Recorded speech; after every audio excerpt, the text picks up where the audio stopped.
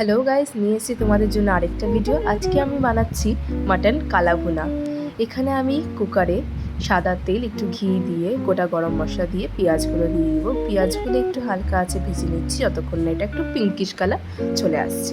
Pinkish colour চলে আসার পরেতে আমি এখন মাটনগুলো সমস্ত কিছু অ্যাড করব। এখানে আমি প্রায় 900 গ্রাম মতো মটন নিয়েছি। সমস্ত মাটনগুলো এখানে এখন কুকারে দিয়ে দিচ্ছি যাতে পেঁয়াজের সাথে একটু মাটনগুলো ভাজা হয়ে যায়। মাটন দিয়ে দেওয়ার পর এবার একটু মুখ নেড়ে নিচ্ছি। এখানে মাটনের সাথে পেঁয়াজটাকে আরও একটু ভালো করে ভাজা করতে হবে যতক্ষণ না মাটনগুলো একটু ব্রাউন কালার হয়ে যাচ্ছে। এখানে ভাজা মানে হচ্ছে ভুনা, কারণ আমরা মাটন কালো ভুনা বানাচ্ছি। দেখতেই পাচ্ছেন এখানে মাটনগুলো প্রায় ব্রাউন কালার হয়ে গেছে। এবার আমি এতে অ্যাড করব একটু আদা রসুন বাটা। আদা রসুন বাটা দিয়ে দেওয়ার পর এতে আমি এখন দিব হচ্ছে হলুদ গুঁড়ো, লঙ্কার গুঁড়ো এখানে দিয়ে দিচ্ছি। তারপর এখানে দিব হচ্ছে ধনে গুঁড়ো। জিরে গুঁড়ো এতে দিব না, কারণ কালো ভুনাতে জিরে গুঁড়ো দেয় না। এখন এখানে 4টে আমি গোটা লঙ্কা দিয়ে দিচ্ছি।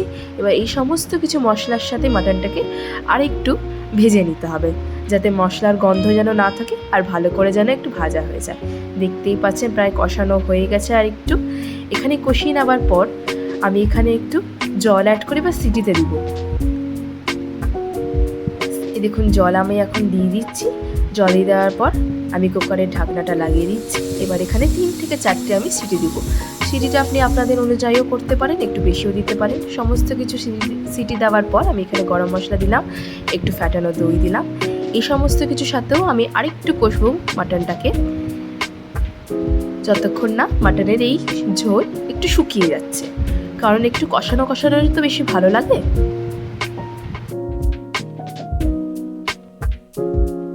দেখতেই পাচ্ছেন কষানোর পর কালারটা কি দারুণ এসছে। তাহলে আমাদের মাটন ভুনা রেডি।